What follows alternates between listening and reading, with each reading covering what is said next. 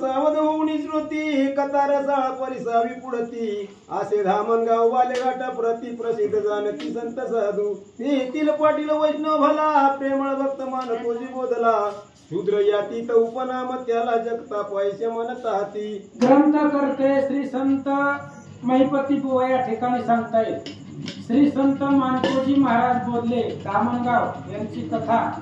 तर मानकोजी बोधलेंचा पाटील घराणा होता। ते मुळात पुण्याला राहत होते। पुण्याला राहत असताना मग पुण्यात दुष्काळ पडला होता। दुष्काळ पडल्यामुळे मानकोजी महाराज आपलं सगळं परिवार घेऊन धामणगावला त्या ठिकाणी त्यांनी वस्ती केली। त्यांचं मूळ आडनाव जगताप होतं। मानकोजी महाराजांचं मूळ जे आडनाव पहिलं ते जगताप होतं। भगवान परमात्म्याने त्यांच्या कानामध्ये बोध केला। बोधला म्हणे देवा तू माझे बोधिले आवडीने ठेविले नाव माझे। भगवंतांनी बोध केला तेव्हापासून जगतापचं आडनाव बोधले त्यांचं असं पडलं गेलं। त्यांच्या घरामध्ये 4 जण होती मानकोजी महाराजांच्या। कोण कोण होते ऐका। ममता दयाची निज कंता परम भाविक पतिव्रता जिव्रता राजनेविन सर्वता नवर्ते व्रता संसारी। आणि मानकोजी महाराजांची पत्नी ममताई त्यांचं नाव होतं। पतिव्रता होती ते सती होते। पतिव्रतामध्ये रत्न होता आणि अशी असणारी परम धार्मिक सती ममताई मानकोजी महाराजांची पत्नी होत्या असं सांगतात। जेठ पुत्राती उदासी यमाजी नामा विधान त्यासी ऐशीच सुशासक गुण राशी नाम तियेची भागीरथी। मानकोजी महाराजांचा मोठा मुलगा त्याचं नाव यमाजी होतं। धामणगावला गेला तर सगळ्या परिवारांच्या समाधी आहे तिथं। भागीरथीचं मंदिर आहे, मानकोजी महाराजांची समाधी आहे, सगळ्या ममताईची सुद्धा तिथं मूर्ती आहे, सगळ्यांचीच समाधी आहे तिथं धामणगावला। आणि मानकोजी महाराजांचा मोठा मुलगा यमाजी आणि त्याची पत्नी म्हणजे मानकोजी महाराजांची सून ही भागीरथी अशी 4 जण त्या परिवारामध्ये राहत होते। ऐशी 4 जण एक चित्त प्रपंची असोनी अति विरक्त हृदय आठवणी पंढरीनाथ भजन करीती निशिदिनी। 4 जण विरक्त होते महाराज। 4ही परमार्थामध्ये तल्लीन होते। घरामध्ये 4च राहत होते आणि 4ही लोक भगवंताची भक्ती करत होते। काय झालं घरी धन्य असे अपार महत्व मान्यता कारभार गाई वृषभ निरंतर गोठवन भरून असती पै। आणि त्यांच्या घरामध्ये आता पाटील घराणा होता। मानकोजी महाराजांचा घराणा पाटील होता पूर्वीचा। त्याच्यामुळे घरामध्ये धन्य धान संपत्ती भरपूर होता। गाई होत्या, गाईचे गोठे होते, अशा पद्धतीनं सांगू लागले। 15 दिवसी एकादशीची जात असे पंढरीची नेमवारी धरली आईची बोधराजे निष्ठा। आणि मानकोजी महाराज 15 दिवसाचे एकादशीला धामणगाववरून पंढरपूरला पायी चालत जात होते। आणि प्रत्येक नियम होता, एकही एकादश खंड न करता 15 दिवसाची म्हणजे महिन्यातून 2 वेळेस पंढरपूरला जायचं। आता पंढरपूरला गेल्यावर त्यांच्या काय काय प्रथा होत्या, काय काय नियम होते ऐका। द्वादशी पूर्व काळ सुदिन करी ब्राह्मण संतार्पण दीन याचक क्षुदित जाण वाटित अन्न त्या लागी। आणि द्वादशी होती, एकादशीच्या दिवशी उपवास राहायचा मानकोजी महाराजांचा सर्वांचा। आणि द्वादशीच्या दिवशी 1 रुपयाचं कोरडं अन्न सीधा घेत होते आणि ते असणारी सीधा ब्राह्मणाला दान देत होते। आणि ते ब्राह्मणाला अर्पण केल्याशिवाय त्यांची वारी पूर्ण होत नव्हती, असा त्यांचा नियम होता। काय झालं त्रयोदशी उठून लवलाही परतून यावे धामणगावे आईचे बहुत दिवस लोटता पायी तो अवश्य पडले देशात। आणि 3ऱ्या दिवशी म्हणजे दशमीला पंढरपुरामध्ये जायचं, एकादशीला पंढरपूरमध्ये राहायचं, द्वादशीला ब्राह्मणाला सीधा द्यायचा आणि त्रयोदशीला 3ऱ्या दिवशी तिथून पंढरपुरातून धामणगावला येत होते। असा रोजचा नित्यक्रम प्रत्येक एकादशीला चालत होता। 1 दिवस त्या वैराग परिसरामध्ये म्हणजे धामणगावाच्या परिसरामध्ये दुष्काळ पडला। काय झालं दुष्काळ पडला ती कठीण सासिराची झाली धारण द्रव्य देऊनी विकता अन्न दुर्बळा कारणे मिळेना. आणि एवढा दुष्काळ पडला धामणगाव मध्ये, अफाट दुष्काळ. पैसा किती जरी दिला तरी धान्य मिळत नव्हतं. खायला महाग झालेलं होतं, धान्याची किमती वाढलेल्या होत्या, खायला अन्न मिळत नव्हतं. एवढा दुष्काळ धामणगावाच्या परिसरामध्ये पडला. पैसा कठीण काळ देखता दृष्टी बोधल्यासी करुणा उपजली पोटी. मने भूत मात्री जगजेटी आहे सर्व घटी व्यापक जो. आणि लोकांची अवस्था पाहिली, लोकांना खायला अन्न मिळालं गेलं. मानकोजी बोधले महाराजांचं अंतःकरण द्रवलं. म्हणले सगळ्यांच्याच हृदयामध्ये भगवंत आहे, सर्व भूती भगवान परमात्मा आहे, असा भाव मानकोजी महाराजांचा होता. मग कांतेची नेहून कांती निद्रित सांगे तिज प्रती. मने भुकेल्याची येता जगती अन्न उलक देईजे. आणि मग त्यावेळेस आपल्या बायकोला एकांतामध्ये नेलं ममताईला मानकोजी महाराजांनी. आणि मानकोजी महाराजांनी ममताईला सांगितलं, ही सगळं आपल्या आता गावामध्ये दुष्काळ पडलाय, त्यामुळं घराला जर कुणी मागायला आलं तर त्याला माघारी लावू नको. जेवढं आपल्या घरामध्ये आहे तेवढं सगळं गावातल्या लोकांना वाटून टाका. मानकोजी महाराज ममताईला बोलतात, सुधारती आसी द्याव्यान्न सुकल्या झाडासी घालावे जीवन. शीततळी वस्त्र अर्पिता जाण तरी अक्षय पुण्य जोडतासे. पुण्य पदरात पडतं महाराज. भुकेलेला अन्न द्यावं लागतं. ज्याला त्या ठिकाणी वस्त्र नाही त्याला वस्त्र परिधान करायला द्यावं लागतं.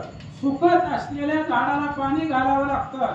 थंडीच्या प्रसंगामध्ये लोकांना कपडे घालायला द्यावी, त्याच्यामुळं पुण्य जोडतं. मानकोजी महाराज ममताईला सांगतात, प्रवासी रोगी औषध देता की मूर्त्याचे जळातून काढिता. की दुर्बळ ब्राह्मणाचे लग्न करिता तरी अक्षय पुण्य जोडत असे. अक्षय पद्धतीचं पुण्य जोडतं. एखाद्या दुर्बळाचं लग्न करणं, रोग्याला औषध देणं, पाण्यात बुडतंय त्याला बाहेर काढणं, ही जर असं जर आपण मदत केली तर त्याच्यामुळे पुण्य प्राप्त होतं असं सांगतात. पावके जळता विजविले घर की अनाथ प्रेतासी अग्निसंस्कार.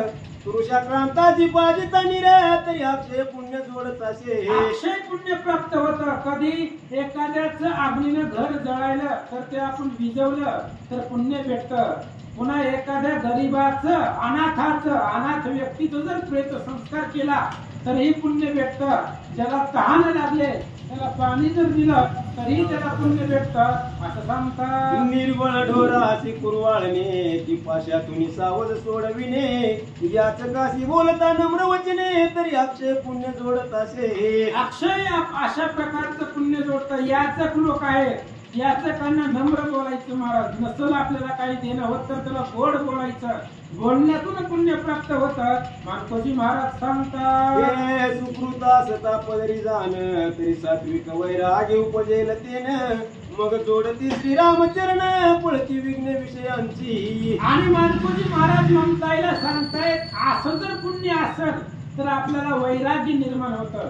आणि वैराग्य निर्माण झालं की भगवान श्रीरामचंद्राचे चरण आपल्याला जोडतात असं सांगतात. ये रजपत पे उग्र करीती ती फळ भोगे सुकृती विलया जाती. आणि परोपकाराची साधकी तयाची विरक्ती ठसावे. बाकीची जी साधनं आहेत, अनेक साधनं आहेत, जप तप कर्म क्रिया ही सगळ्या साधनं आहेत.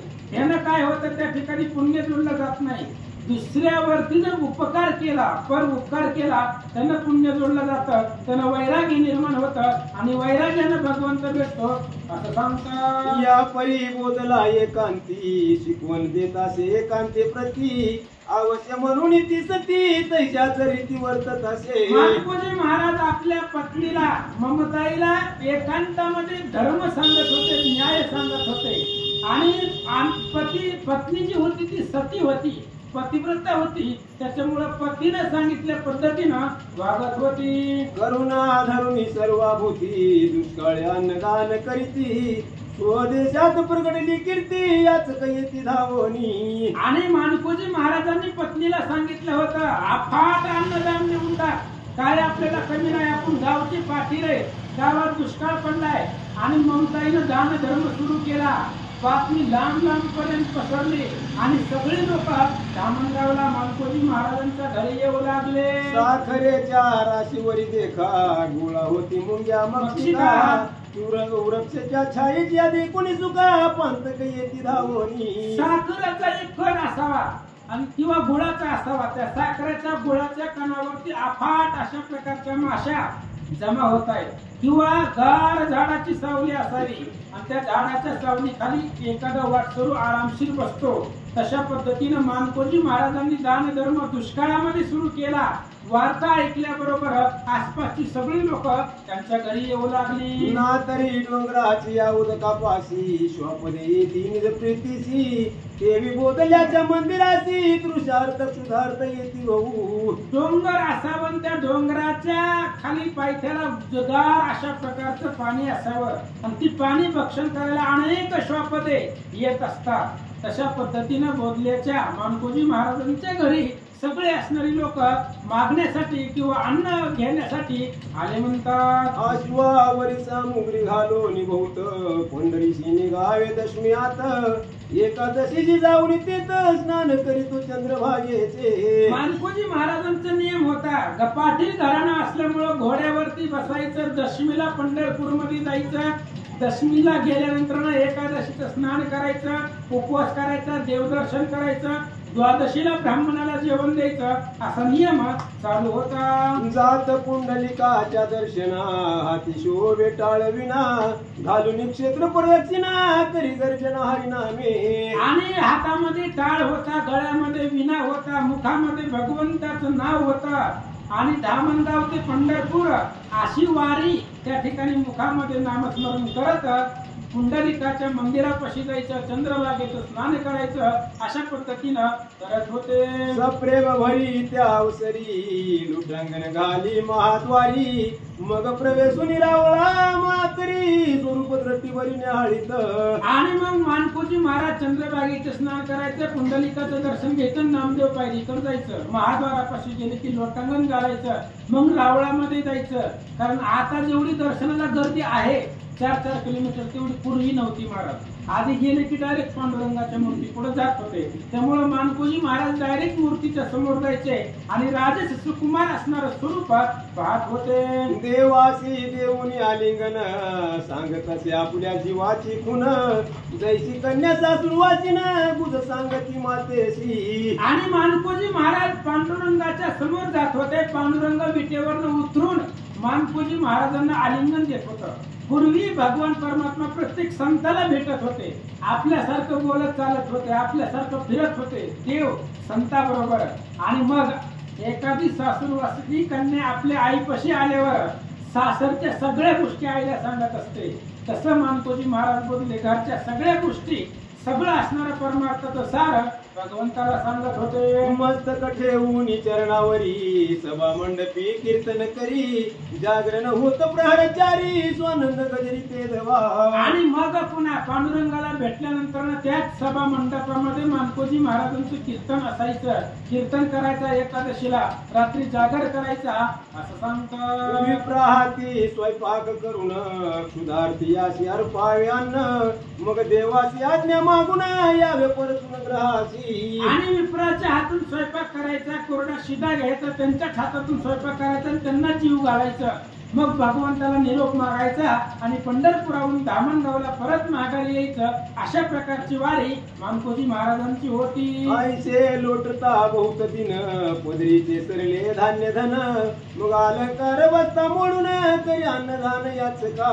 आणि अशा पद्धतीनं अनेक दिवस गेल्यानंतर ना जवळची संपत्ती संपली. मानकोजी महाराजांच्या जवळ जेवढा पैसा होता तो पैसा संपला.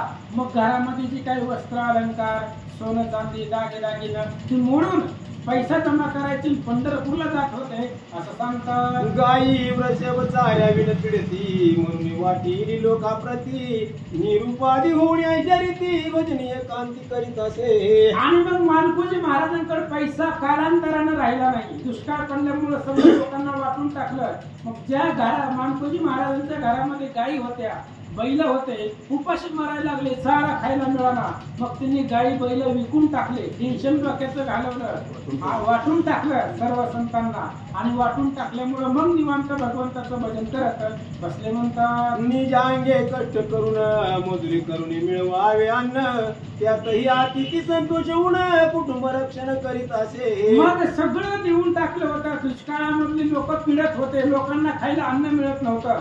त्याच्यामुळं घरामध्ये जेवढं होतं, मानकोजी महाराजांनी पूर्वी एक अशी कथा निघाली होती बघा, मला वाटतं 10 माती शेत होते, त्यांनी ते सगळं वाटून टाकलं होतं. घरामध्ये काहीच ठेवलं नव्हतं. आणि लोकांचं कसं असतं, द्यायला लागले की 10 लोक आगाव येत असते.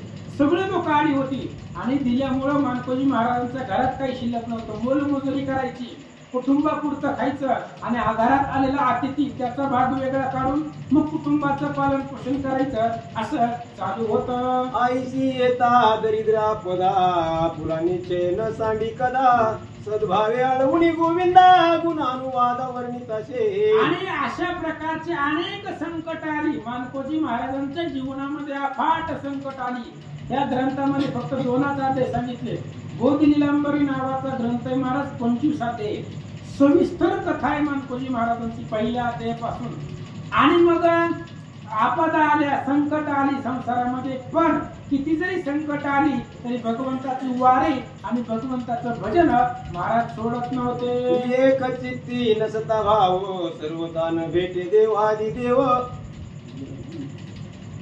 आईची निष्ठा देखोनी चित्ती, प्रसन्न झाला रुक्मिणीपती, साक्षात दर्शन एकांती बोधल्या प्रती देत असे. आणि मग भाव पाहिला, देवाला फक्त भावच लागतो आणि भावाशिवाय काहीच नाही. भाव असेल तर देव प्रसन्न होतो. मानकोजी महाराजांचा भाव भगवंतावरती होता, म्हणून भगवान परमात्मा प्रसन्न झाला. आणि एकांतामध्ये प्रत्येक एकादशीला भगवान परमात्मा मानकोजी महाराजांना साक्षात दर्शन देऊन भेटत होते. एक चित्ती नसता भाव, सर्वदान भेटे देवादी देव, प्रेम भक्ती विन पावो, जानपण वावो कासया. आणि एक चित्ताला जर भाव नसेल तर भगवान परमात्मा भेटत नाही. भगवंत भेटायचा असेल तर भावच लागतो. भावाशिवाय भगवंत कळत नाही. आणि तो भाव मानकोजी महाराजांपाशी होता, असं सांगतात. अंगी भरता ज्ञानाभिमान, कदापि न ठसे भोळेपण, जैसा तुरवर थोर वाढला जाण, तो लवून येण्याची सर्वथा. तीव्र तत्व पावला द्विजवर, त्याच्या मुखेनं वैश्य वेदाक्षर, कोल्हाटी थोर वाढल्यावर त्याच्या अंगण लवेची. आणि एखादा असणारा वयोवृद्ध व्यक्ती झाल्यानंतर त्याच्या मुखातून अक्षर बाहेर फुटत नाही. त्याच्या इंद्रियाला एकदा इंद्रिय जर आपल्या बाहेर गेले तर पुन्हा मग त्याला बोलता येत नाही.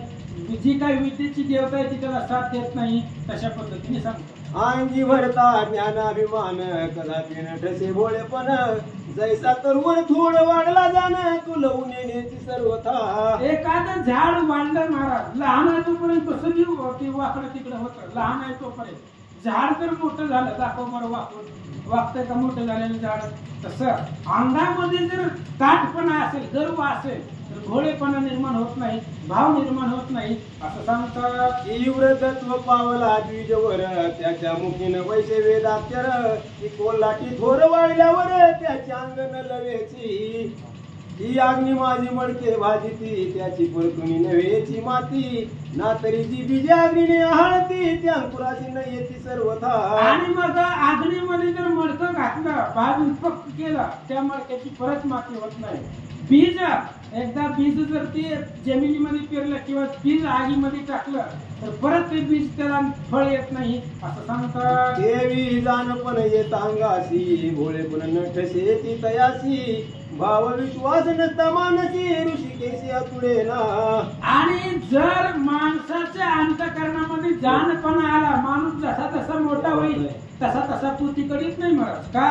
त्याच्या अंगामध्ये गर्व येतो. गर्व आल्यामुळं भाव राहत नाही, प्रेम राहत नाही. आणि भाव आणि प्रेम नसेल तर भगवंत भेटत नाही, असं सांगतात. म्हणून साधू संत सज्जन, डावरून टाकी ती ज्ञानाभिमान, जेवी हिवराच्या वृक्षा लागून न जाती सज्ञान सर्वथा. म्हणून साधू संताला माहित आहे, जानपण आलं, मोठेपण आलं की गर्व येत आहे. म्हणून तुकाराम महाराज सांगतायत, लहानपण देगा देवा लहानपणाच्या मोठेपणा आला की देवाचा विसर पडतो, ताठपणा अंगामध्ये येतो. म्हणून साधू संत जे असतात ते ज्ञानपणा, जो काही ज्ञानाचा अहंकार आहे ते गिळून टाकतायत. आणि गिळून टाकल्यानंतर ना पुन्हा मग त्या ठिकाणी भगवंताचं भजन करतात असं सांगतात. आसो संताची वर्णिता स्थित पुढे ग्रंथ वाढेल बहुत बोधल्याची देखुनी म्हणी भक्त पंढरीनाथ भेटला. ग्रंथ करते सांगतायत. आता संताचं वर्णन करायचं म्हटलं तर ग्रंथ वाढेल. त्याच्यामुळं मानकोजी महाराजांचा भाव होता एवढंच सांगायचंय. मानकोजी महाराजांचा भगवंतावरती अफाट प्रेम होता, म्हणून भगवान परमात्मा त्यांना प्रसन्न झाले असं सांगतात. एके दिवशी हरी दिनेशी पंढरीशी चालिले यात्रेशी वाट खर्ची नाही द्यावयाची मग कांता मानसी चिंतावली. आणि एके दिवशी असंच झालं महाराज. अफाट त्या ठिकाणी दुष्काळ पडलेला होता, सगळं वाटून टाकलेलं होतं. एकादशी आली आणि मानकोजी महाराजांना पंढरपूरला जायचं होतं, पण घरामध्ये त्यांना जाण्यासाठी तिकीट लागत असतं. तिकीट म्हणजे पैसा लागतो.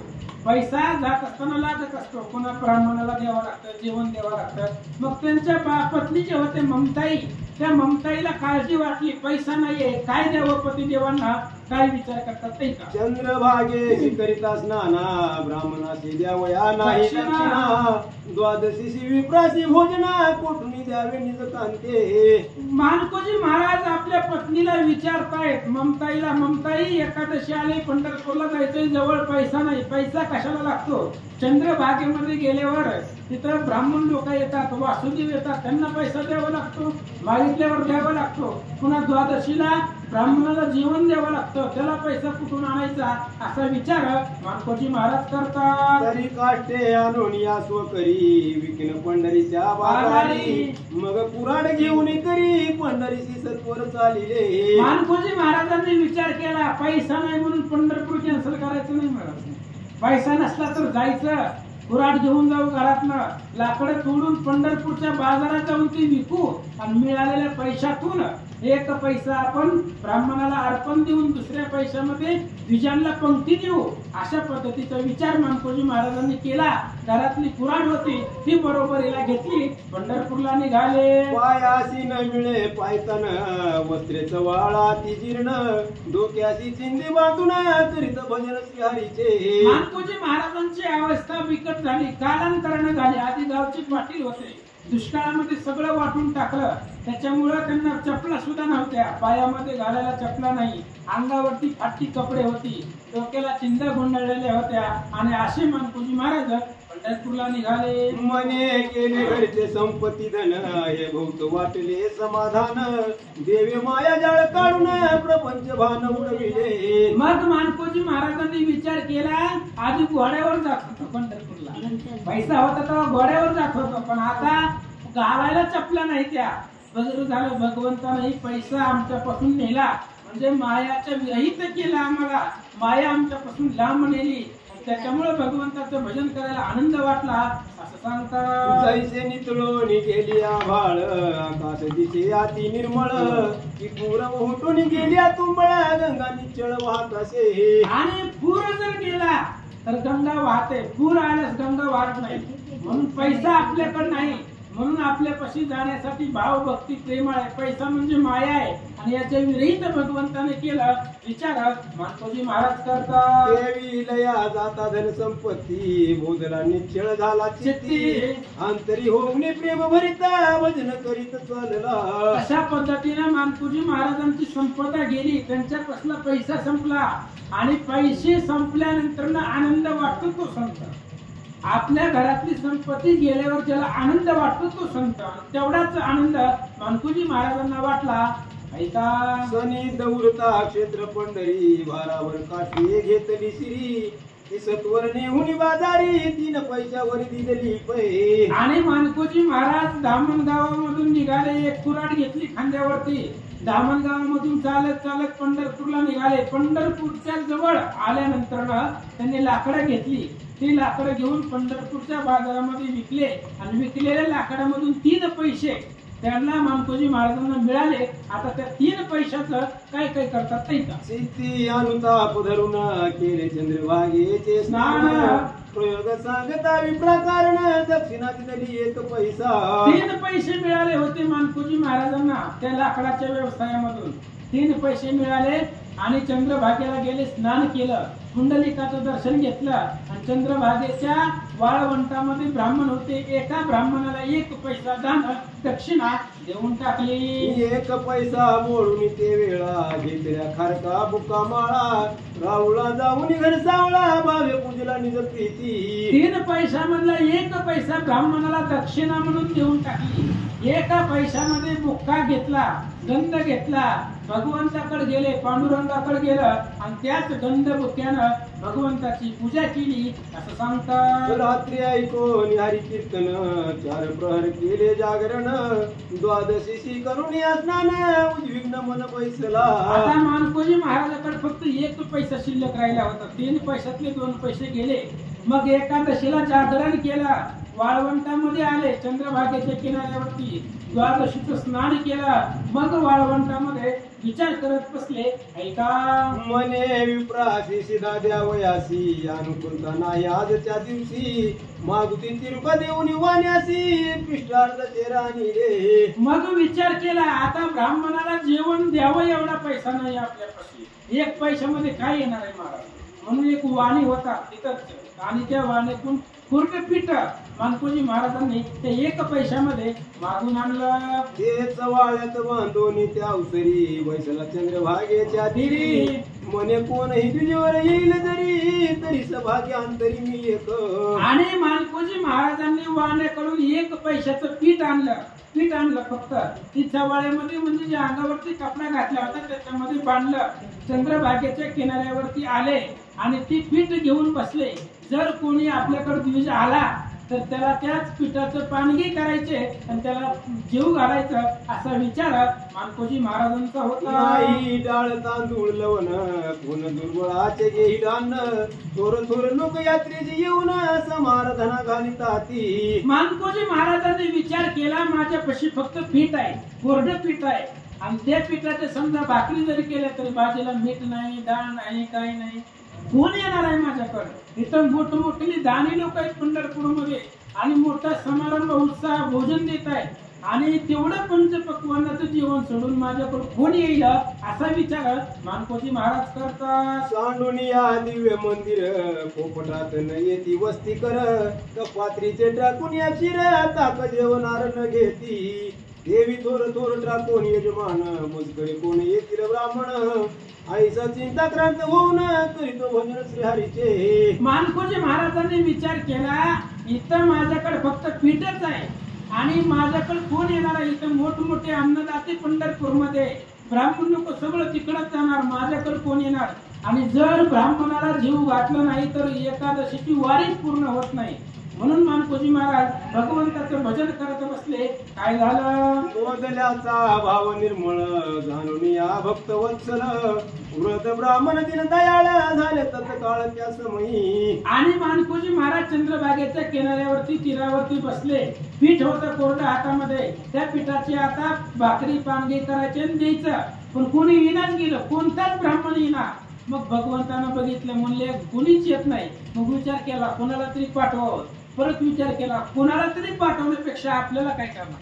म्हणून वृद्ध ब्राह्मणाचा वेश भगवंताने घेतला आणि वाळवंटामध्ये मानकोजींच्या समोर आले. हाती काठी डोईशी टोपी, जीर्ण वस्त्र नेसले जगजेटी, थरथरा कापत उठा उठी आले वाळवंटी तेजवा.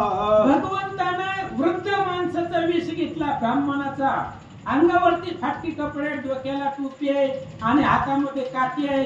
थर थर थर थर कापत कापत भगवान परमात्मा वाळवंटामध्ये आले. ओदल्यासी म्हणे जगजीवन, तू आमचा यजमान पुरातन, मी पंढरी क्षेत्री राहून आशीर्वचन तुझं देतो. आणि मानकोजी महाराजांना त्या ब्राह्मण रूपी पांडुरंगाने सांगितलं, तुम्ही आम्हाला प्रत्येक एकादशीला जेवण देताय, तुम्ही जुने, आम्ही खूप दिवसापासून तुमच्याच हातचं जेवण खातोय आणि तुम्हाला आम्ही आशीर्वाद देतो असं तो वृद्ध रूपी भगवान परमात्मा बोलू लागले. आणि कौदंड असती द्विजवर, त्यांचे यजमान थोर थोर, मज दुर्बळा लागी साचार कोणीच पामर न पुसती. आणि विचार केला कोणी भगवान परमात्मा सांगतायत मानकोजी महाराजांना अनेक ब्राह्मण लोक आहेत पण त्यांची जी यजमान आहेत ती श्रीमंत आहेत आणि मला दुर्बळाला कोण विचारायला लागले.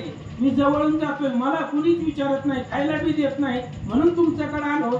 भगवान परमात्मा मानकोजी महाराजांना बोलतात म्हणून सुदित होऊन पोटी पातुर बोधल्या तुझ्या भेटी काय साहित्य असेल जे गाठी ते उठाउठी मज द्यावे. आणि त्या असणाऱ्या वृद्ध ब्राह्मणाने पांडुरंगाने सांगितलं बोधले महाराज तुमच्या भेटीला आलोय तुम्ही काहीतरी देचाल. मी सगळीकडे गेलो मला कुणीच काही दिलं नाही. माझी अवस्था पाहिली की मला लोक जवळच करत नाही. तुमच्याकडून काहीतरी जेवायला मिळाल या अपेक्षेने मी आलो असं भगवान परमात्मा मानकोजी महाराजांना बोलतात. ऐकवणी विप्राचे वचन चित्ती वाटले समाधान मने मज पावला रुक्मिणी रमण आनंद घन कृपाळू. आणि त्या विप्राचं बोलणं ऐकलं मानकोजी महाराजांना आनंद वाटला. महाराज एक ब्राह्मण फक्त आपल्याला एकाच ब्राह्मणाला जेवण दिले की आपली वारी पूर्ण होते आणि तोच ब्राह्मण आला कोणता का होईना ब्राह्मण येणं अपेक्षित होतं. भगवान परमात्मा प्रसन्न झाले असा विचार करू लागले. मग चवाळ्याची सोनी सत्वरी पिष्ट काढी ते अवसरी घातले ब्राह्मणाच्या पदरी परिसंकोच अंतरी वाटला. मग मानकोजी महाराजांनी ते वाण्याकडून आणलेलं पीठ आपल्या असणाऱ्या कपड्यामध्ये बांधलेलं होतं ती पीठ सोडलं आणि ब्राह्मणाच्या हातामध्ये दिलं. पण एक संकोच होता मानकोजी महाराजांना कोणता ऐका. म्हणे स्वामी हे कोरडे पीठ द्यावय असे नाही डाळ मीठ वचन ऐकून वैकुंठ पीठ काय बोलतो ते देवा. आणि मानकोजी महाराजांनी सांगितलं द्विजवरा फक्त कोरडं पीठ आहे माझ्यापाशी आणि त्या पिठाला डाळ मीठ पांग करायला डाळ मीठ लागतं आणि ते देण्यासाठी माझ्याकडे नाही. तेव्हा भगवान परमात्मा काय सांगतात ऐका. समयी होते जे अनुकूल ते स्वादी दिले या वेळ कास याची पाहिजे लवण डाळायचे घन निळ म्हणत असे. आणि ते विप्ररूपी भगवंतांनी मानकोजी महाराजांना सांगितलं महाराज आता समय या टायमाला तुमच्यापाशी जे आहे ते तुम्ही दिलंय त्याच्यामुळे आता बाकीची अपेक्षा आम्हाला नाहीये. तुम्ही जेवढं दिलं तेवढ्यातच समाधान आहे. भगवंत बोलतात बोधल्याच्या चित्त्यावडी बहुत ब्राह्मण जेव्हा वा दृष्टी देतात हे जीवीची खून पंढरीनाथ जाणता झाला त्यावेळी. आणि मानकोजी महाराजांच्या मनामध्ये असं होतं की आपण ज्याला बी आपण पीठ ज्यालाही देईल ब्राह्मणाला त्या ब्राह्मणाला आपल्या समोर जेवावं अशी मानकोजी महाराजांची इच्छा होती. आणि भगवंतांनी ओळखलं महाराज आता काय मुंगीची ही जाणे मानस ज्याला मुंगीच्या मनातलं कळतं त्याला मानकोजी महाराजांच्या मनातलं कळत नव्हतं का. भगवंतानं ओळखलं मनामध्ये काय आहे आणि काय परमात्मा करतात ते का. मग म्हणे रुक्मिणी कांत आमचे विराड देवळात स्वयंपाक करावा तिथं स्थळ इरिते दिसेना. त्यावेळेस भगवान परमात्माने मानकोजी महाराजांच्या मनातली इच्छा ओळखली. मानकोजी महाराजांना सांगितलं महाराज चला म्हणले आमचं बिराड आहे जवळ बिराड म्हणजे ठिकाण आहे त्या ठिकाणाला जाऊ तिथं जाऊन या पिठाचं आपण पानग करून आपण दोघंही जेवू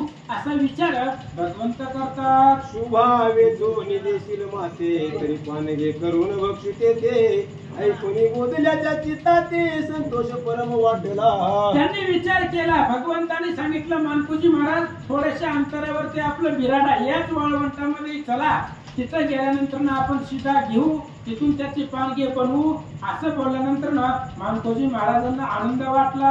मने जैसे होते माझ्या मनी तैसीच बोलिला विप्रवाणी मग चवाळ्याची ओटी करून शुभावे सोनी आणल्या. आणि मग विचार केला कोणी जे माझ्या मनामध्ये होतं तेच विप्राच्या मुखामधून ऐकलं मग आनंद वाटला. गेले ते पीठ दिलं त्याचा सीधा करून आणला. काय झालं स्नान करून आला ब्राह्मण मुले वस्त्र नेसला जीर्ण बोधल्याने येत्रेकऱ्यापासून कृष्णाने आणून दिला. आणि मग विचार केला स्नानाला गेले होते दोघही तो तिजीवर स्नानाला गेला स्नान करून आला. तिजीवर म्हणजे भगवान परमात्मा कपडे घातले तोपर्यंत मानकोजी महाराज एका ब्राह्मणाकडे गेले गाव चंद्रभागेमध्ये कृष्ण अग्नी तिथून आणला. काय करतात ऐका. ज्याचे ऐश्वर्य देखो डोळा लक्ष्मी जडली चरण कवळा तो वैकुंठवासी घन सावळा पानगे करीत बैसला की. मानकोजी महाराजांनी अग्नी लावला आणि भगवान परमात्मा त्या पिठाचं पांग करीत बसले महाराज वाळवंटामध्ये वृद्ध वेश धरून. अहो ज्याच्या चरणाची दासी लक्ष्मी आहे, जो शेषावरती शयन करतो, दुधाच्या समुद्रामध्ये जो वावरतो, वैकुंठाची ज्याची संपत्ती आहे, असा भगवान परमात्मा इथं मानकोजी बोधलेंच्या प्रेमासाठी स्वतः स्वयंपाक करत बसले असं सांगतात. वेदयुक्त मंत्र उच्चारुनी ज्या सावधान देती ऋषी आवनी, तो निज भक्ताच्या आवडीचे कोणी पीठ मळी तो निज करे. अहो वेदाचे मंत्राचं उच्चारण करून भगवंताच्या प्राप्तीसाठी ब्राह्मण लोक यज्ञ करतात आणि असा असणारा भगवान परमात्मा मानकोजी महाराजांच्या प्रेमासाठी पीठ मळत चंद्रभागेमध्ये बसले. हा रुक्मिणी शिकळला व्रतांत ते स्वयंपाक करीतो पंढरीनाथ. मग ती व्रत रूप धरून त्वरित येती झाली ते ठाई. रुक्मिणीने बघितलं भगवान परमात्मा जवळ नाही, कुठं गेली तर खाली पाहिलं, चंद्रभागेच्या किनाऱ्यावरती आपला नवरा पीठ मळत बसले. बायकोने विचार केला, आपण असताना आपला नवरा स्वयंपाक कसं काय करायला, चला म्हणले आपण बी जाऊ. म्हणून रुक्मिणीनं त्याच ब्राह्मणाच्या पत्नीचा व्रत वेश धारण केला. काठी टेकवत टेकवत रुक्मिणी माता तिथं आल्या. जैसा दीपक सूक्ष्म होता जाण, प्रकाश तैसा अशी दिसे मलिन, तुरस्याची येता पोकरपणा लता पिंगट होता ती. आणि भगवान परमात्मा आणि रुक्मिणीचं तेज आहे महाराज, लावण्य स्वरूप आहे. पण जसं भगवंतानं स्वरूप धारण केलंय मलिन वृद्ध, तसंच रुक्मिणी मातेनं धारण केलं होतं. दिवा प्रकाश देतो, पण जसं जसं दिव्यामधलं तेल संपल तसा तसा त्याचा उजेड कमी होतो, तसं तेज त्यांचं कमी झालं होतं असं सांगतात. साम्रदंग आयसे चिवमटे ध्वनी, की पुष्पायसाची परिमळ जाण, मेघांची चपळा जाण शोभायमान चमकती, ना तरी चित्रायचा उमटे रंग, की प्रकृती आयसेची होय अंग, का मुगायची तुझ्याची चेंग झाडी असता वाढत असे, का ऋतुवैसेची आकाश होय ती उगायची सरिता वाहे, देवी भ्रतरायची रुक्मिणी माये रूपे नटली ते देवा. रुक्मिणीने विचार केला, आपला नवऱ्यानं वृद्धावेश धारण केलाय ना, आपण सुंदर होऊन उपयोग आहे का? नाही म्हणले. जसा आपला पती आहे तसाच स्वरूप तसाच वेश रुक्मिणी मातेनं धारण केला आणि त्याच चंद्रभागेच्या किनाऱ्यावरती आईसाहेब वृद्ध स्त्रीचा वेश धरून आले. म्हणतात मुखात नाही द्विज पंक्ती, करणे ताट केलक लकिती, सौभाग्य भूषणे विराजती, कुंकुम लाटी लाविले. आणि मुखामध्ये दात नव्हते, वृद्ध वेश धारण केला होता, दात तोंडामधले पडलेले, पुन्हा कुंकू लावलेलं होतं, सौभाग्याचं आभूषण परिधान केलेलं होतं. अशा असणाऱ्या रुक्मिणी माता वेश घेऊन आल्या. शुभ्र फटके वस्त्र जीर्ण, काठी टेकीत स्थिरावून, मग वाळवंटी येऊन जाण जगजीवन धुंडीत असे. मग रुक्मिणी मातेनं त्या ठिकाणी परिधान वस्त्र, फाट्य वस्त्र, साडी अंगावरती धारण केली. काठी टेकवत टेकवत आई साहेब वाळवंटामध्ये आल्या आणि भगवान परमात्म्याला शोधू लागल्या. ओ वाळवंटी थाळ घालून पीठमळीत असे चक्रपाणी, हे देखुनी विश्वजनी हसूनी काय बोलत असे. आणि रुक्मिणी मातेनं भगवंताला शोधत शोधत असताना पाहिलं तर मानकोजी महाराजांच्या पुढं पीठ मळत बसलेला नवरा भगवान परमात्मा पीठ मळत बसलेला पाहिला. त्यावेळेस रुक्मिणी माता देवाकडे बघून हसल्या. काय बोलतात ऐका. यजमान आला यात्रेसी, एकलेच आला त्याच्या पाशी, आम्हाची टाकुनी माझेसी स्वयंपाकाशी निघाला. आणि रुक्मिणी मातेने सांगितलं, देवा तुमच्या आवडीचा यजमान आला म्हणून आम्हाला बी विचारलं नाही म्हणले. आम्हाला विचारलं का तुम्ही चाललेत म्हणून? एकदा तरी विचारायचं होतं, मी पण आले असते. तुम्ही एकटेच आले, स्वयंपाक करत बसलात असं रुक्मिणी माता बोलू लागल्या. रुक्मिणी म्हणे त्या समयी मी स्वयंपाकार्थ पातले पाही, मग स्नान करून लवलाई वैसिली येऊन सनिध. आणि रुक्मिणी मातेने सांगितलं त्या वृद्ध ब्राह्मणाला, म्हणले तुम्ही पीठ मळू नका, मी आले म्हणले स्वयंपाकासाठीच आले, तुम्हाला स्वयंपाक करून जीव घालायला मी आले. म्हणून रुक्मिणी माता आल्या, चंद्रभागेला गेल्या, स्नान केलं आणि पीठ मळायला माता बसल्या. मने एकलेच करू पाहता भोजन, परी जेव्हा वयाशी आली सुवासीन, ऐकून बोधल्याचे मन संतोषयुक्त ते देवा. मानकोजी महाराजांना आनंद वाटला. महाराज एकतर पंढरपूरमध्ये ब्राह्मण कोणी भेटायला गेलं, ब्राह्मण भेटला ते भेटला, त्याच्यावर सुवासीन आली, सुवासीन स्त्री जेवण्यासाठी आली, त्याच्यामुळे आनंद मानकोजी महाराजांना वाटला. विचारी स्वमनात अन्नाशे हे किंचित उभयता कैसे जेवतील यात नकळे निश्चित मज लागी. मानकोजी महाराजांना आनंद वाटला, परत टेन्शन आलं. म्हणले 1 रुपयाचा शिदा आपण आणलाय आणि 1 रुपयाच्या शिदामध्ये एक माणूस जेवणार नाही, एवढं ती शिदा प्राप्त झालाय. त्याच्यामध्ये ब्राह्मण आहे, पुन्हा त्याची बायको आली. म्हणले आता दोघाला कसं पुरणार असा विचार महाराज करू लागले. अनंत शक्तीची स्वामिनी जेत सकळ सिद्धी ओळंगती तेत तिचे हात लागता त्वरित आली बरकत अन्नासी. आणि जिच्या अनंत शक्ती दासी आहेत, अन्नपूर्ण आहे. रुक्मिणी आई साहेब म्हणजे अन्नपूर्ण आहे. आणि त्या पिठाला, त्या शिद्याला रुक्मिणी आई साहेबांचा हात लागला.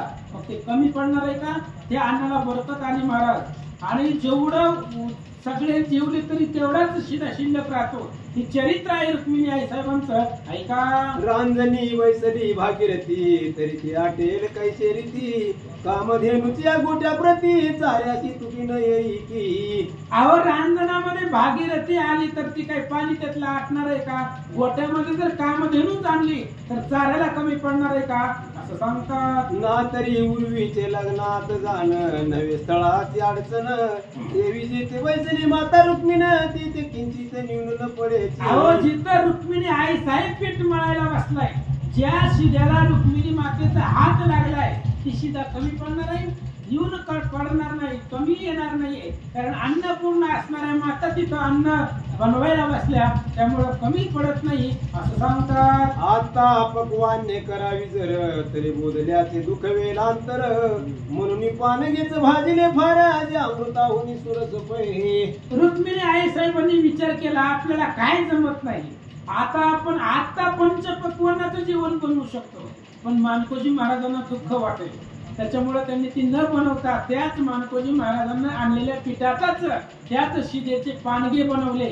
आता ज्या पानग्याला रुक्मिणी आई साहेबांचा हात लागला ते पानगे कसे होणार? एकदम स्वादिष्ट, अमृताला सुद्धा फिकं पाडेल एवढे सुंदर पानगे आई साहेबांनी बनवले. 3 पात्रे तत्काळ वाढून निज भक्ताची म्हणे जग जीवन तुम्ही आताची उठून प्रसाद घ्यावा या पंक्ती. आणि रुक्मिणी आई साहेबांनी पानगे तयार केले, त्या शिद्याचे पानगे तयार केले आणि 3 पात्र वाढले.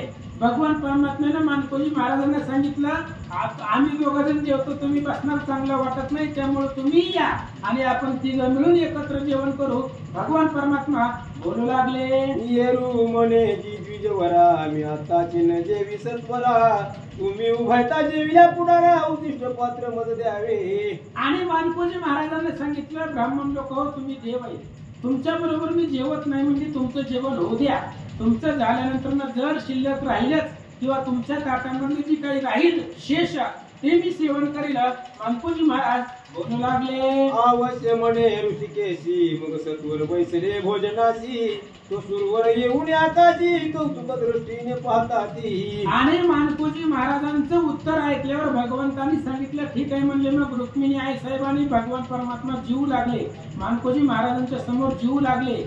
स्वर्गातलं देव लोक पाहू लागले. महाराज विटेवरचा देव आहे. चंद्रभागेच्या किनाऱ्यावरती मानकोजी महाराजांच्या समोर खाली बसून जीव लागला. आपल्याला बसायला तुटही लागते महाराज.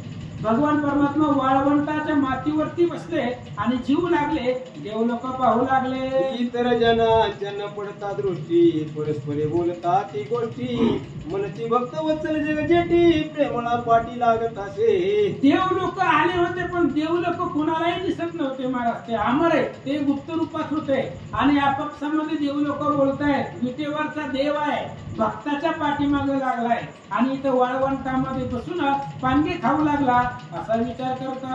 आम्ही करीतो नाना यज्ञ परी कदान करी अमृत पान तो बोधल्याची भक्ती देखून भक्ती कदान निज प्रीती. अरे आम्ही त्या ठिकाणी अनेक नाना यज्ञ करतोय. भगवान परमात्मा कधी आम्हाला भेटही देत नाही, कधी आमच्या बरोबर जेवतही नाही. आणि आठवच भगवंत मानकोजी महाराजांच्या पुढं त्या ठिकाणी स्वादिष्ट जेवण रुक्मिणी आई साहेबांना बनवलेले पानगे खाऊ लागला. देव लोक बोलतात. ब्राह्मण सुवासीन जेवल्यावर बोधल्याशी दिलेले उच्चिष्ट पात्र निमिषन लागताच्या ड्रंथरा दृश्य झाले ते धवा. आणि मग त्या असणाऱ्या पती पत्नींचं वृद्ध वेश धारण केला होता पांडुरंग आणि रुक्मिणीनं. त्यांचं जेवण झाल्यानंतर उच्चिष्ट शेष राहिलं होतं ती शेष मानकोजी महाराजांना दिलं आणि दोघंही अदृश्य झाले. काय झालं? तेव्हा उमजले याच्या मनी देवी प्रवेश आला चक्रपाणी माझे समाधान करुणी गेले आईचे वाटत असे. ज्या वेळेस क्षणाच्या आतमध्ये दोघंही अदृश्य झाले त्यावेळेस मानकोजी महाराजांच्या लक्षामध्ये आलं ही ब्राह्मण आणि त्याची पत्नी दुसरं तिसरं कुणी नाहीये, भगवान परमात्मा आणि रुक्मिणी आई साहेबच आहेत. वृद्ध ब्राह्मणाचा वेश धरून इथं आले, माझं समाधान केला. विचार मानकोजी महाराज करतात. पात्री प्रसाद होता उरला तो निज प्रीतीने भक्षी बोधला देवळाशी जाऊन त्या वेळा काय बोलला देवासी. आणि पात्रामध्ये जेवढं शिल्लक राहिलं होतं शेष राहिलं होतं ते मानकोजी महाराजांनी सेवन केलं आणि चंद्रभागेमधून मानकोजी महाराज रावणामध्ये देवाच्या समोर गेले. देवाला काय बोलतात ऐका. म्हणे भक्त वत्सला जग जीवना या कदान आवडले तुझ्या मना थोर थोर टाकून समराधना सांभाळले दिनानिज कृपे. मानकोजी महाराजांनी सांगितलं देवा पंचपक्वान्नाचं जेवण करणारा तू आणि तुला पानगी कशी काय आवडली. मोठे मोठे असणारे तुला श्रीमंत लोक आहेत तुला जेवण देणारे, पण त्यांचं सगळ्यांचं सोडून माझ्या गरीबाच्या घरचं अन्न खायला तुम्ही कसे आलात. मानकोजी महाराज देवाला बोलता.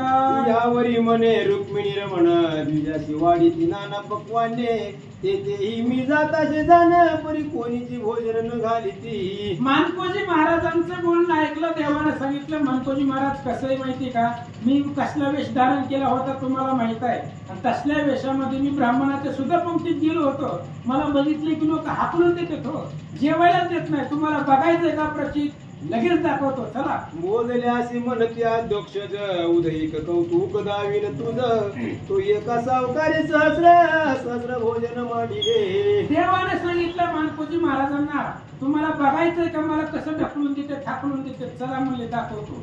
उद्या सकाळी एका सावकाराची हजारो ब्राह्मणाला जेवण घालण्याची त्याचे एक नियम आहे, पंगत आहे आणि त्या पंक्तीमध्ये भगवान परमात्मा आणि मानकोजी महाराज जाण्याचा विचार करतात.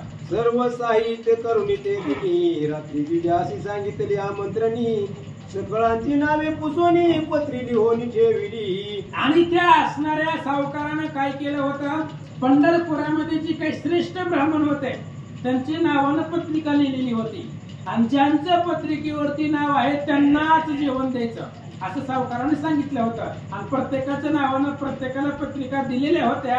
काय झालं मग वाळवंटी कणात देऊनी स्वयंपाक केला दुसरे दिनी विप्राशी स्नाने सांगता त्यांनी पात्री येऊन बैसले. आणि मग दुसऱ्या दिवशी प्रत्येकाला पत्रिका आदल्या दिवशी सावकाराने दिलेली होती. दुसऱ्या दिवशी सगळे ब्राह्मण हातामध्ये पत्रिका घेऊन आले, स्नान केलं आणि जेवणासाठी बसले. कागदी ताळा पाहता सहज तो सहस्रांची आली बेरीज तव बोलले अशी म्हणे अध्यक्षज कौतुक तुझं दाखवितो. आणि 1000 ब्राह्मणाला जेवण द्यायचं, 1000 पत्रिका त्या सावकारानं बनवलेल्या होत्या आणि कागद जमा केली.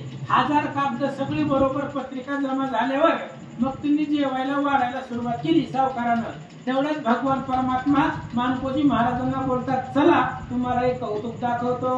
मग आपण झाला वृद्ध ब्राह्मण वस्त्र नेसला फाटके जीर्ण हाती काठी जग जीवन थरथरा मान कापत असे. आता या सावकारानं आदल्या दिवशी 1000 पत्रिका बनवून प्रत्येक ब्राह्मणाला दिलेल्या होत्या आणि जेवायच्या आधी सगळ्या पत्रिका जमा करून घेतलेल्या होत्या. आता याच्यानंतर येणाऱ्या ब्राह्मणाला जेवण नव्हतं. मग भगवान परमात्म्यानं आपलं वेश धारण केला, अंगावरती फाटकी कपडे काठी टेकवत त्या पंक्तीच्या जवळ आली. ऐसे रूप धरोनी पायी सत्वर चाली लवलाही बोधल्यासी म्हणती त्या समयी कौतुक पाहतू दोन्ही. आणि मग भगवान परमात्मा त्या हजारो ब्राह्मण जिथं जेवण चालू होतं सावकाराने जेवण दिलं होतं. भगवंताने वृद्ध ब्राह्मणाचा वेश घेतला, त्या पंक्तीच्या जवळ आले आणि मानकोजी महाराजांना सांगितलं तुम्ही थोडे शांतावरती लांब राहा, तुम्हाला काही त्रास होऊ नये. मला धक्का लागला तर चालतंय, तुम्हाला धक्का लागला हाड मोडून मला काही होत नाही म्हणजे तुम्ही लांब उभं राहा.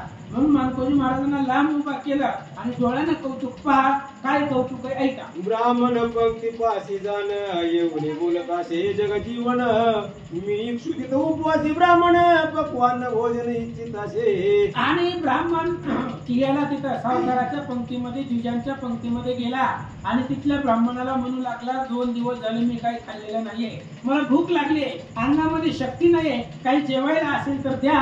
भगवान परमात्मा बोलू लागले, हे म्हणती परतो निजाई येथे समावेश होत नाही, वचन ऐकून शिष्याई काय बोलती ते देवा. आणि बाकीच्या ब्राह्मणांनी सांगितलं, बाबा इथं तुझ्या नावाचं जेवण नाही, इथं ज्यांच्या नावावरती जेवणाच्या पत्रिका सगळ्या जमा झाले, आता या पंक्तीमध्ये तुझा समावेश होणार नाही, तुला जेवण मिळणार नाही. असं बोलल्यानंतर ना भगवान परमात्मा ब्राह्मणाला काय बोलतात, सहस्र ब्राह्मण बैसले देख यात एक न समाय काय आगंतुक, ऐसे बोलता वैकुंठ नायक सावकार बोलतो ते ऐका. आणि भगवान परमात्म्याने सांगितलं, बाबांनो हजारो ब्राह्मण बसले, मग हजारो मध्ये एक ब्राह्मण बसलं म्हणून काय बिघडलं, काय असं कमी पडायला लागलंय, असं ते वृद्धरूपी भगवान परमात्मा बोलल्यावर सावकार जवळ होता, त्यानं पंक्ती दिल्या होत्या. तो सावकार भगवंताला काय उत्तर देतो ऐका. आमंत्रिले ब्राह्मण असता जाण आगंतुकाचे काय कारण, ऐसे येतील उदंड जन मी कोठून अन्न पुरवावे. सावकाराने सांगितलं, म्हाताऱ्या तर लांब थांबून लिहे बघ, ही 1000 जे ब्राह्मण आहेत ना ते आमंत्रित आहेत, त्यांना पत्रिका देऊन बोलवलंय आणि तू काय, तुझं म्हणणं काय आहे, 1000 मध्ये एक बसत नाही का, आपण तुझ्यासारखी 1000 आल्यावर आम्ही पुन्हा कुणाला अन्न पुरवावं, असं तो सावकार भगवंताला बोलू लागला. मग बळेची पात्री उठावती जाऊन बैसले जगतेची, बोलला कौतुक विलोकनी दृष्टी आश्चर्य पोटी करीत असे. भगवान परमात्मा ऐकणच गेले, महाराज मला जेवायचंय म्हणजे जेवायचंय, मग बळच जाऊन बसले पंक्तीमध्ये, आमंत्रण नव्हतं बळच गेले, बळजबरीनं घुसले ब्राह्मणाच्या पंक्तीमध्ये. मानकोजी महाराज लांबनं बघत होते, आता ही ब्राह्मण लोक सावकार काय करतात ऐका. सावकार सेवकाशी सांगे दे का ब्राह्मणाशी बाहेर उचलो टाका, तेव्हा कोणीच न करीती विवेका वैकुंठ नायका उठविले. सावकाराने सांगितलं सेवकांना, उचला म्हणले ते म्हाताऱ्याला, त्याचं नाव नाही पंक्तीमध्ये, काय नाही, कुठून आले जेव्हा बसले, उचला त्याला फेकून द्या म्हणलं पंक्तीच्या बाहेर. आता जसा राजा आहे तसा लोक, त्यांनी मी विचार केला नाही, म्हातारा माणूस आहे कसं धरावं. 2 जण आले, महाराज हाताला धरलं, त्या म्हाताऱ्याच्या पंक्तीच्या बाहेर फेकून दिलं, उचलून मी ठेवलं नाही, भगवान परमात्म्याला उचलून लांब पंक्तीच्या बाहेर फेकून दिलं. मानकोजी महाराज बघत बसले, कोणी धरले चरण हात कोणी शेंडी धरून ओढीत, म्हणते हा ब्राह्मण झोड बहुता बळच पैस तो पात्रावरी. मग कोणी भगवंताचा हात धरलं, कोणी पाय धरलं, कोणी शेंडीला धरलं, म्हणजे ह्याला आमंत्रण नाही, आम्ही नको म्हणतो, बळच येऊन बसले, जरा उडचण दिसतंय म्हातारा, म्हणून असणाऱ्या सावकाराच्या सेवकाने उचलला, लांब फेकून दिलं. आईसे परस्परे बोलोनी वचन तुझ्याशी टाकीले भिरकावून, पुढती सरसावून जग जीवन उभे राहिले ते देवा. आणि मग त्या लोकांनी सावकाराच्या आज्ञेप्रमाणे भगवंताला विप्रवेशामध्ये भगवंताला उचलला, पंक्तीच्या लांब बाहेर फेकून दिलं. आता फेकून जरी दिलं तरी देव आहे, त्याला काय होणार आहे. पुन्हा भगवान परमात्मा जागेवरती उठून बसले, काय करतात ऐका. तो इकडे पात्री वाढिले घृत पुरोहिते संकल्प सोडिला त्वरित, मग पोषण घेऊन समजता दिव्य वैसले भोजनाशी. आणि इकडं सावकारानं महाराज पंक्ती दिल्या, सगळ्यांना तूप वाटलं पंक्तीवरती, आणि इतर ब्राह्मणाला उचलून फेकलं. भगवान परमात्मा म्हणला, राजा हो, मी जर पाठ फिरवली तुम्हाला खायला मिळेल, मी जर पाठ फिरवली तर एक बी ब्राह्मण जेवणार नाही. म्हणून त्या ठिकाणी भगवान परमात्मा त्या पंक्तीच्या लांब सावकाराच्या सेवकाने फेकून दिला. आता भगवंत काय कौतुक करतात ऐका. हे देखो नि वैकुंठ विहारी परतुनी चालिले ते अवसरी, जैसा सीतापासून त्रिपुरारी रुसोनी सत्वर निघाला. आणि तिथून भगवान परमात्मा निघाले. जोपर्यंत भगवंत आहे तोपर्यंत संकट येतच नाही. आणि भगवान परमात्म्याने जर पाठ फिरवली, भगवंत झाली या पाठी मोरा, नसतेच विघ्न येती घरा. भगवंत रुसून निघाले त्यावेळेस काय झालं. ही कुडी सांडोनी प्राण जात, मग देहाची ओढवे कल्पांत, देवी पाठ मोरा होता रुक्मिणीकांत, विघ्नात भूत ओढवले. अहो भगवान परमात्मा पाठ दाखवली त्या सगळ्या ब्राह्मणाला. भगवंतानी पाठ फिरवल्याबरोबर अद्भुत विघ्न निर्माण झालं. एखाद्याच्या शरीरामधून जर प्राण गेला तर त्या शरीराला कुणीच किंमत देत नाही. तसं भगवंतांनी पाठ फिरवली आणि काय विघ्न निर्माण झालं ऐका. अपार सुटला प्रपंच. प्रपंच कोंडोनी भरले गगन अन्न पात्रे मृतिका भरून गेले उडून चौकडे. अहो भगवंतांनी पाठ फिरवल्या बरोबर वारा सुटला. केवळ वाऱ्याची हिंमत नव्हती तिथे येण्याची. भगवंताने पाठ फिरवल्या बरोबर वारा सुटला आणि त्या वाढलेल्या ब्राह्मणाच्या अन्नामध्ये सगळी मातीच गेली. महाराज एक विचार करा, तुमच्यापाशी किती संपत्ती असू द्या, खाऊ द्यायचं नाही का देवाच्या हातामध्ये? तुम्हाला 4 घास सुखानं खाऊ द्यायचंही का नाही त्याच्या हातामध्ये आहे. त्याच्यामुळे भगवंताने विचार केला, मला फिकून दिलं, त्या लोकांनी फिकून दिलंय, आता एकाला बी खाऊ द्यायचं नाही. हजारो पंक्ती बसल्या होत्या, सगळ्याच्या अन्नामध्ये तिथली चंद्रभागेची धूळ आणि माती ताटामध्ये गेली. कणात मंडप सुटोनी पडले सगळे दिवेर उठोनी गेले. हे कौतुक बोधल्यासी दाखविले आश्चर्य वाटले तयासी. आणि एवढा वारा सुटला महाराज, तो असणारा बांधलेला मंडप सुद्धा पडला तिथला. त्याच्यामुळे सगळे हजारो ब्राह्मण न जेवता उठून गेले. मानकोजी महाराजांनी पाहिलं हे कौतुकात. मानकोजी महाराजांना दाखवण्यासाठीच भगवंतांनी लीला चरित्र करून दाखवलं. एक विमुख होता जगजीवन उपवासी उठले सकळ ब्राह्मण. जैसे मुळापासून तोडिता जीवन मग शाखा कोठोनी येतील. अहो ब्राह्मण भगवान परमात्मा उपाशी गेले. देवाला उपाशी पाठवल्यावर एकही ब्राह्मण जेवला नाही त्या पंक्तीमध्ये. सावकाराचं एवढं सगळं नुकसान झालं कारण भगवंताला उचलून फेकलं होतं. मला देत नाहीत म्हणल्यावर बाकीच्याला काय करायचं? एकही तिथं जेवला नाहीये. जसं झाडाच्या मुळाला जर घाव घातला, मुळच खोडला, तर बाकीच्या तिथं झाडाला फांद्या येत नाही.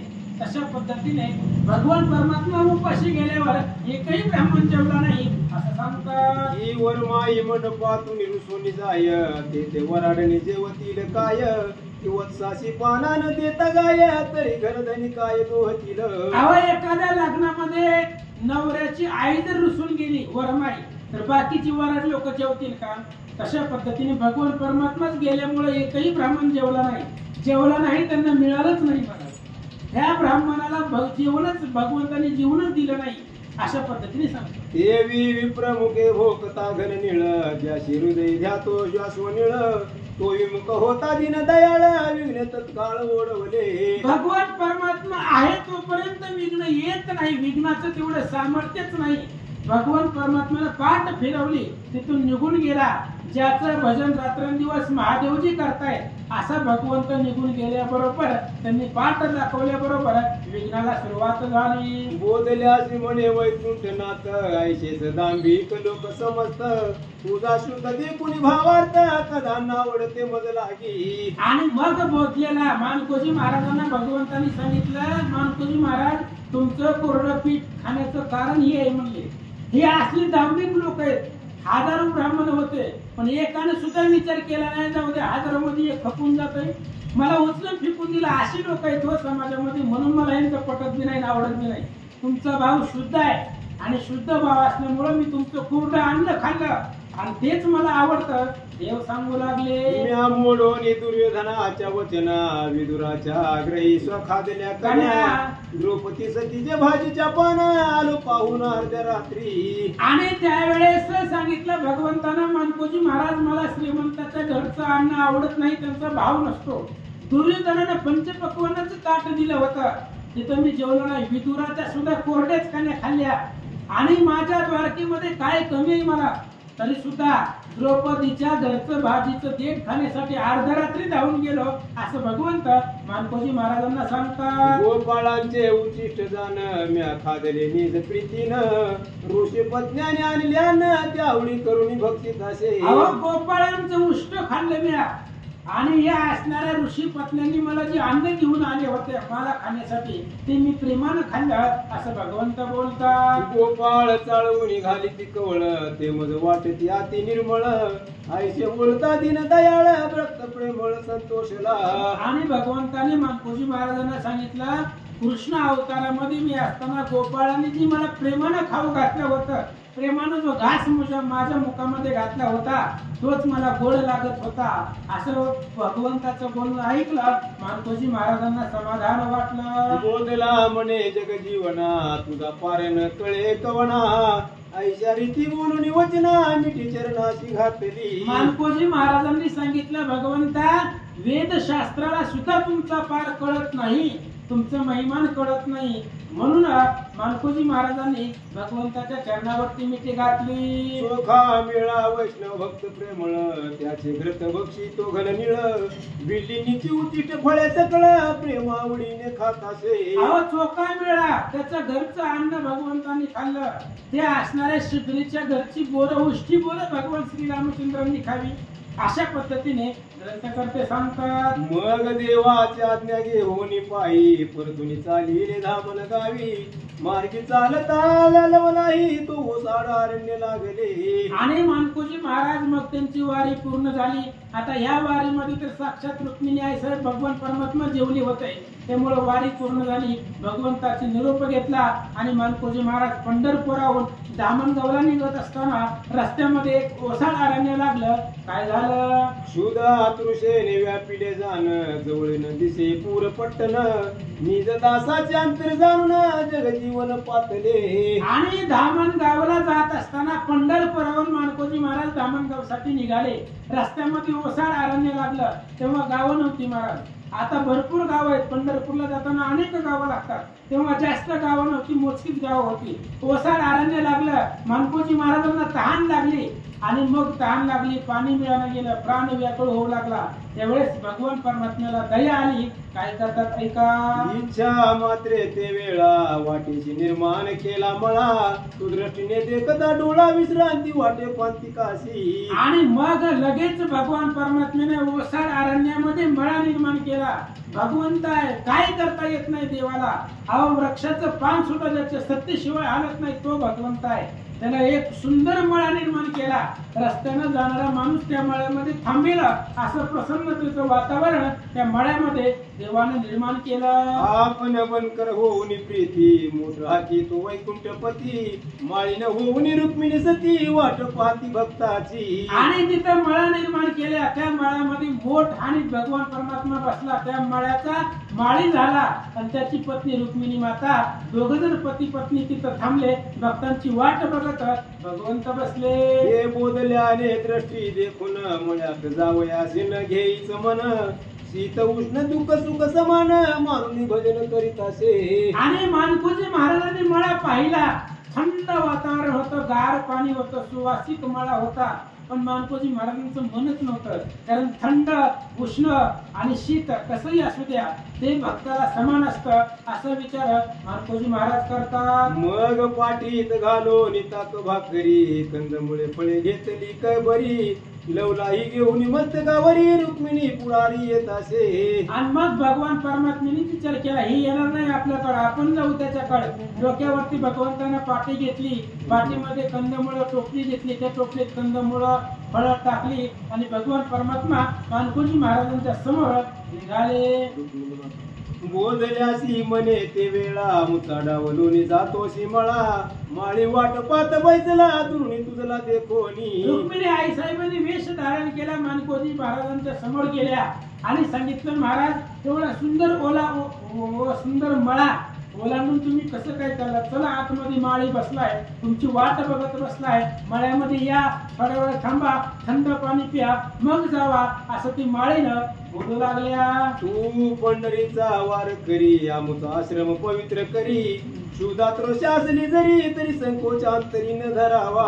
माळी म्हणजे रुक्मिणी आई साहेब होत्या आणि त्या माळीने सांगितलं मानकोजी महाराजांना, तुम्ही पंढरपूरचे वारकरी आहे आणि पंढरपूरहून आला, त्याच्यामुळं आमचं घर पवन करा, प्रसिद्ध करा. कसं असतं, पंढरपूरहून आला, काशीहून आला, हे आपण त्याच्या पाया पडतो, कारण तिथली पवित्र भूमी त्याच्या असणाऱ्या पायाला लागून माती इथं आलेली असतील, त्याच्यामुळे इथलं सगळं जी काही जागा आहे ती पवित्र होते. म्हणून त्या असणाऱ्या माळी रूपी रुक्मिणीने सांगितलं, मानकोजी महाराज चला मळ्यामध्ये, चला तुम्ही पंढरपूरहून आला, आमचा आश्रम पावन करा.